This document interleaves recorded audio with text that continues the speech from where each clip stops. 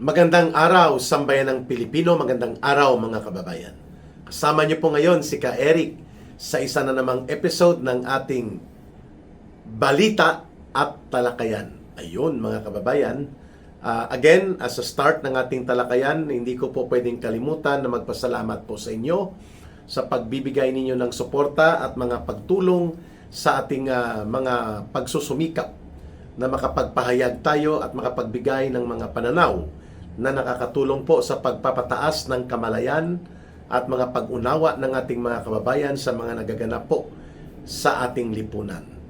Maraming salamat sa pagsuporta, pag-promote, pag-share ninyo ng ating videos, pagkampanya na dumami ang ating viewers at subscribers dito po sa ating Ka Eric Celis YouTube channel.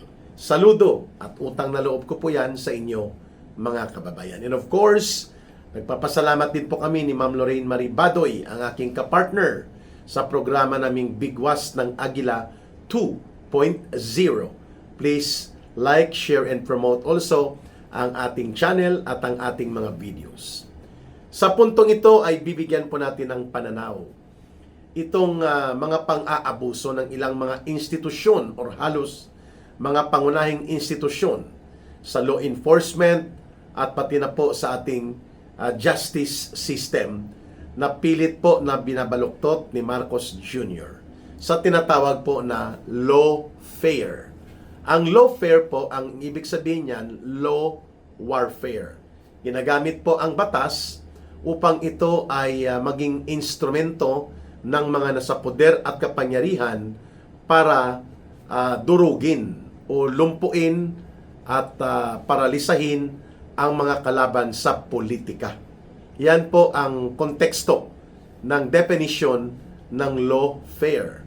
Isa din po yan, component ng lawfare na ito o yung law warfare na ito ay ang mga konsepto ng bend the law. Binabali at binabaluktot ang batas para ito ay pumabor sa interes na manatili sa poder at kapangyarihan ang gobyerno sa kasalukuyan ni Marcos at Romualdez. Maliban sa bend the law, ginagamit din po ang component na tinatawag na weaponization of law. Ginagamit as instrument sa panunupil at paninikil sa karapatan ang mga batas. Instead na ito ay magpangalaga ng kaayusan, katarungan at kabutihan ng mamamayan at ng buong lipunan. Isa po dito sa hindi may tatanggi na paggamit ng lawfare ni Marcos ay ang pagpwesto niya kay Boying Rimulya.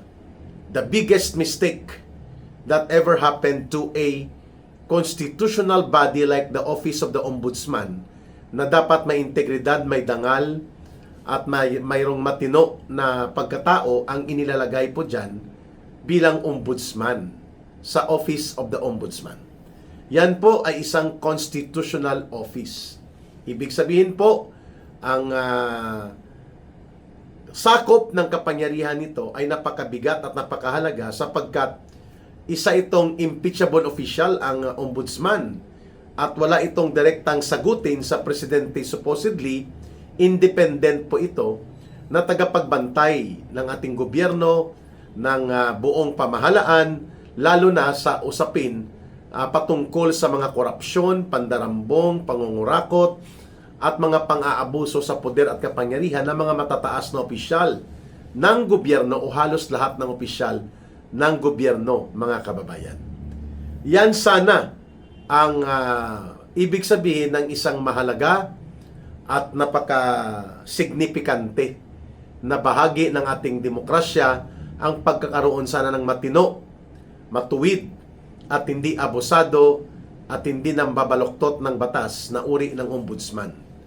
Kaya itong layunin ni Marcos Jr. na mapwestuhan ng mga abusado at ng mga power trippers ang mga key positions of government ay isang sistematikong hakbang ng pagsira at pagwasak sa mga traditional na democratic institutions, including ang constitutional body. So ang ombudsman na dapat ay naglilingkod bilang tanod bayan o tagapagbantay ng ating mga mamamayan, tagapagbantay ng ating kabanang bayan, ay nagiging instrumento sa political demolition attack ni Marcos laban sa kanyang kalaban sa mga politika. Kaya itong nangyari sa Senado, nakita natin kung paano dinurog ang independent majority na tumatayo at naninindigan laban po sa abuso, issue at iskandalo ng korupsyon, pandarambong, pangungurakot, at mga pananagutan ng gobyerno ni Marcos. Hindi po umabot halos ng isang buwan, ginamit ang ombudsman para pilit-pitin at paluhurin si Chis Escudero, si Joel Villanueva, na napilitan na maghudas sa grupo originally nila sana na independent majority. At ngayon, kasama na sa 3C Judas na kulto ng Senador ni Marcos Jr. kung ang pag-uusapan ay ang kanilang loyalty. Their blind loyalty to Marcos and Romualdez. Kaya sila tinatawag na 3C Judas na kulto o Senador ni Marcos, minsan Senado ng Malacanang. Yun ang tawag sa kanila. Nakita din natin kung paano lumpuin ni Boying Rimulya at ni Marcos ang karapatan ni Senador Jinggoy Estrada by making up cases na kunwari ay hinahabol nila si Senator Jinggoy Estrada sa pananagutan at kanyang pagkakasangkot di umano sa anomalya ng flood control. Subalit ang mga mastermind at ang mga naituro ng mas may mabigat na mga testimonya at mga ebidensya, sirkumstansya at mga revelations kagaya ni Marcos Jr. mismo, ang kanyang pinsan na si Martin Romualdez, ang anak ni Marcos na si Sandro Marcos, ang mga kontraktor na mga kongresista, ang mga tauhan ni Marcos, sila Pangandaman, sina Bunuan, sila Lucas Bersamin, Adrian Bersamin at iba pa, hindi po nasasampahan ng totoo at seryosong kaso. Kahit po itong ginawa ni Rimulya na pag-announce noong nakaraang buwan pa, mahigit isang buwan na in fact, nang sinabi niya na sa unang linggo ng Mayo, maisasampa na natin ang kaso laban kay Martin Romualdez at kay Chis Escudero. May nangyari ba? Wala. Bumaliktad at naghudas na si Chis Escudero at nilamon na ang kanyang paninindigan ng kanyang pagpakatuta kay Marcos, ganon din si Joel Villanueva, and yet absuelto pa rin hanggang ngayon at walang kinakaharap na seryosong kaso si Martin Romualdez. Umurong ang bayag ni Boying Rimulya nang sinabi ni Romualdez na kapag tinuluyan siya na masasampahan ng kaso, lalo pa ang non-bailable case na plunder o kaakibat na kaso na hindi siya makakapagpiyansa, sabi niya ni Martin Romualdez, ay marami siyang sasabihin. At hindi niya papayagan ang kanyang sarili, di umano, na maging scapegoat o sangkalan. At ituturo na siya ang may sala, samantalang mayroon pang ibang may mga sala.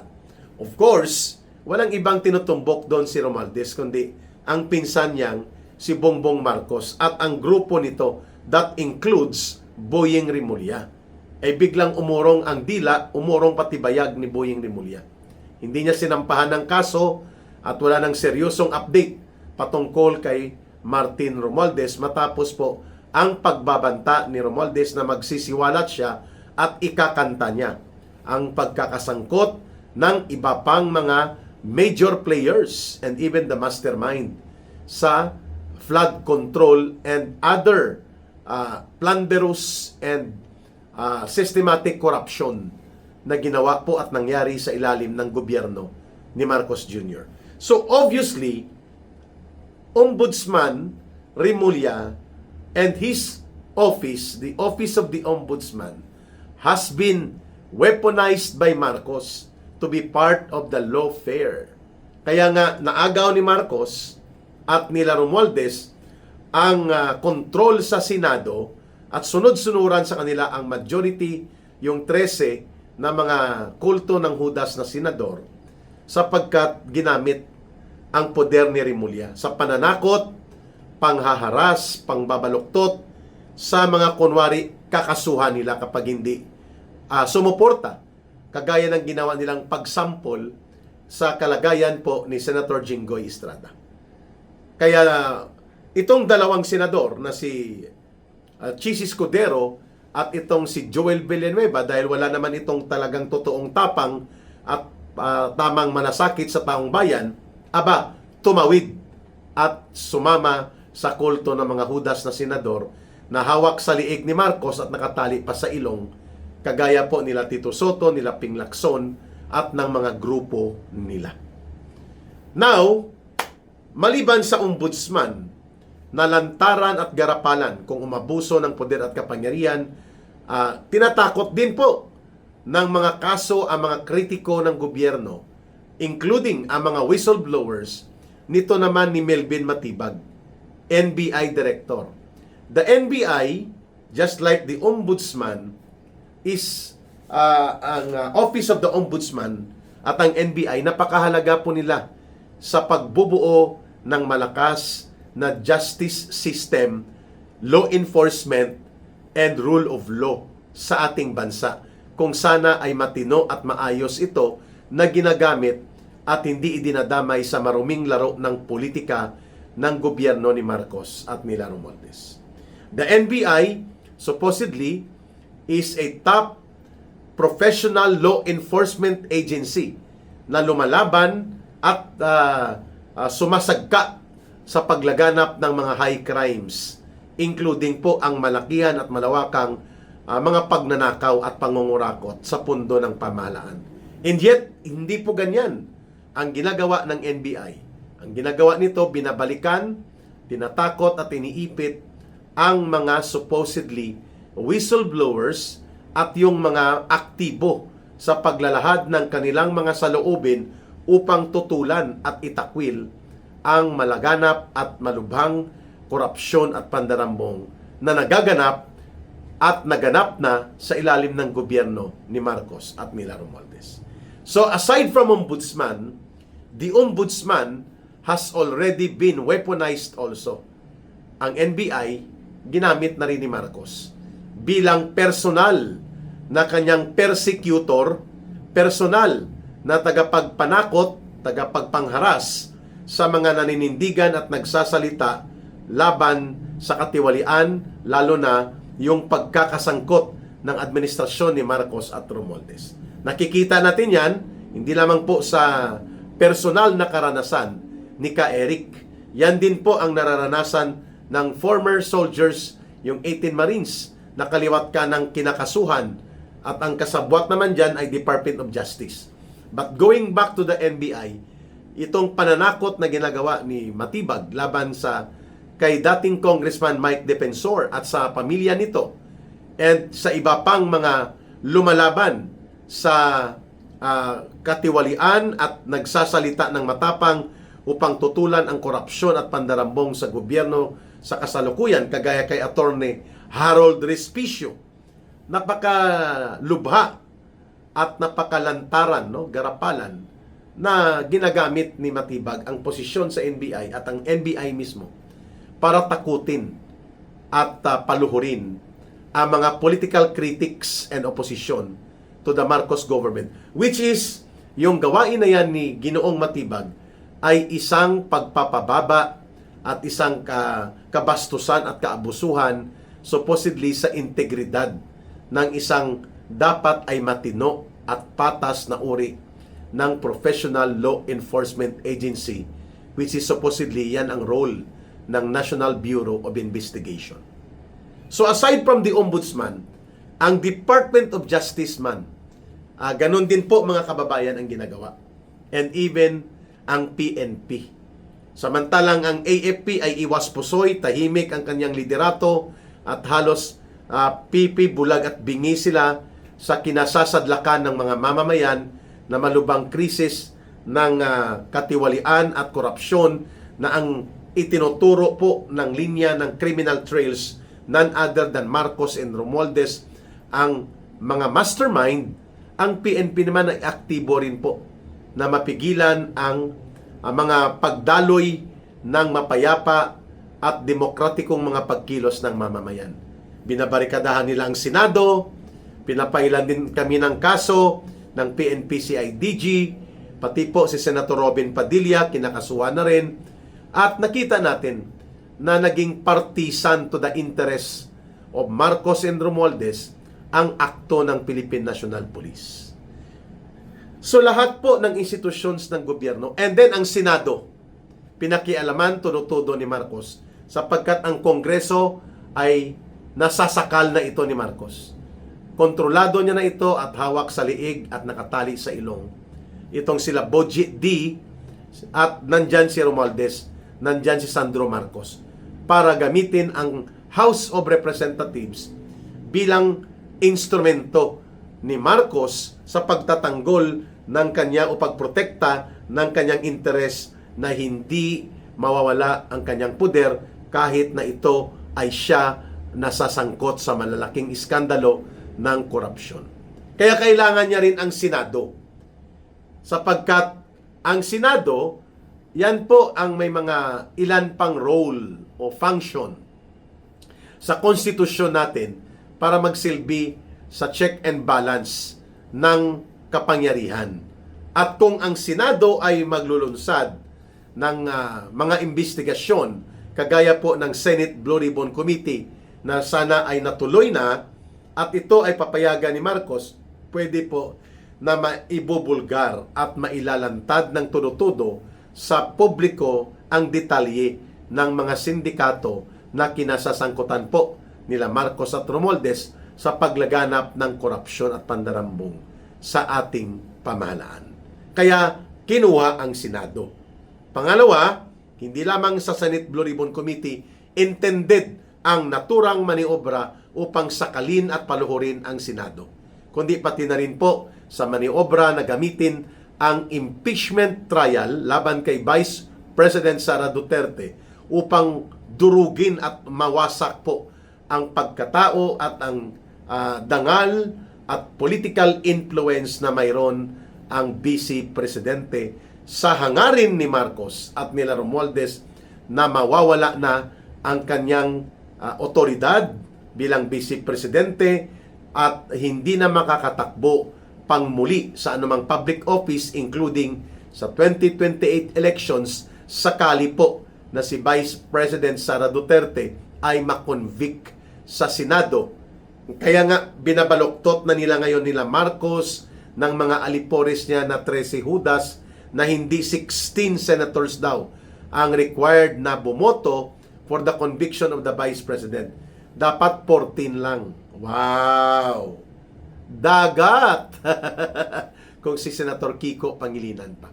So the distortions of the interpretation of the Constitution ay nagaganap ngayon sapagkat mayroon pong numero na kontrolado ni Marcos itong 13 kulto Judas at tinatawag na mga senador ni Marcos. You see, pati po ang mga democratic institutions na hindi sakop ng executive ay nakokontrol at nadidiktahan na ni Marcos. For what? Everything goes back to one word. Power. Sa Pilipino term, kapangyarihan. Nais ni Marcos at nila Romualdez na manatili sa poder at kapangyarihan. At ang balakid at sagabal sa kanilang pagkonsolida at pananatili sa poder even if it will take them to stay in power beyond their term sa 2028 ni Marcos, kailangan para mapasiguro na mangyayari yan ay wala na ang isang Sara Duterte. Kaya kailangan niya ang Senado na kontrolin, kailangan niya ang ombudsman na tagapag-atake na sinasabayan mismo ng NBI, ng Department of Justice at ng PNP.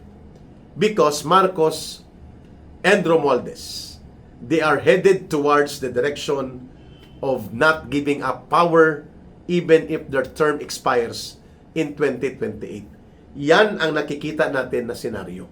Yan ang mga long-term objective nito kung bakit systematically pinosisyonan, kinontrol at ginamit na ni Marcos ang mga nadurobo at mga nagamit na pundo mula doon sa malawak na network ng pandarambong at korupsyon na binulgar na nila Saldico sa panunuhol ngayon. At nakita naman natin selectively, tumatahimik ang Korte Suprema sa ilang mahahalagang issue, yung tinatawag na transcendental importance na hindi nila pinagdedesisyonan. Alam na natin na may mga special operations dito na nasasangkot at hindi naman po tayo ipinanganak nung panahon pa ng pananakop ng Hapon para hindi natin maintindihan ang diskarte na ito. Even ang pagtawid sa pagiging kain-suka at ngayon ay mga alipores na sila at hallelujah to Marcos Jr. and Romualdez, itong sila Hontiveros, De Lima, Trillanes at mga kabalahibo nila si Pangilinan at pati ang CPP, NPA, NDF. Ang mga komunistang terorista na dati kalaban ng pamilya ni Bongbong Marcos, lalo na ng tatay niya, ay ngayon kasapakat at kasabwat niya na. All for money, all for power. Pero hindi yan magtatagal, magbabanggaan ang mga yan.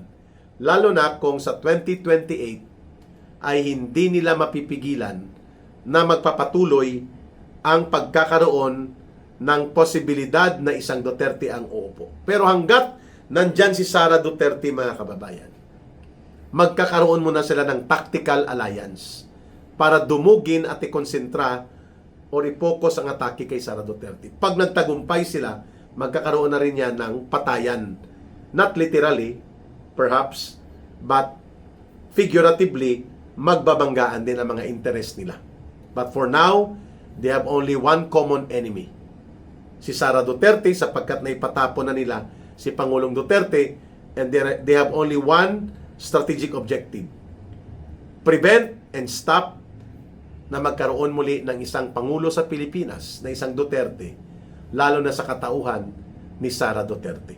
And that is the reason why Marcos and Romualdez are so desperate that they are now using lawfare o yung pagiging gamit sa batas para sa kanilang pandurog sa mga Duterte. At pati na ang kanilang pagsalaula at pagyurak sa mga demokratikong institusyon na binanggit natin. Office of the Ombudsman, Department of Justice, NBI, and even the PNP, and even sa Senado at buong Kongreso. Pero ang lahat ng ito ay may hangganan, ang lahat ng ito may katapusan. Depende po kung saan patungo ang paninindigang pwedeng gawin at mga hakbang sa sama-samang pagkilos ng mga mamamayang Pilipino. Nasa taong bayan po ang pagdedesisyon kung mananatili tayo sa ganitong kalagayan, and we will allow Marcos and Romualdez to hold and consolidate power lagpas pa sa 2028 at mananatili tayo sa ganitong kalagayan na ang gobyerno ay parang sindikato at ang mga institusyon ng demokrasya at ng ating Estado ay instrumento sa pananatili ng isang ala sindikato na panggobyerno. Taong bayan ang maghuhusga niyan. Maraming salamat, mga kababayan. Mahalin natin ang bansang Pilipinas. Walang ibang magmamahal nito kundi tayo ring mga Pilipino. Para sa Diyos at sa Pilipinas nating mahal, may God bless everyone. May Allah will be with those who are Muslim brothers and sisters. Maraming salamat po muli. Bye for now. Ito po si Ka Eric. Mabuhay!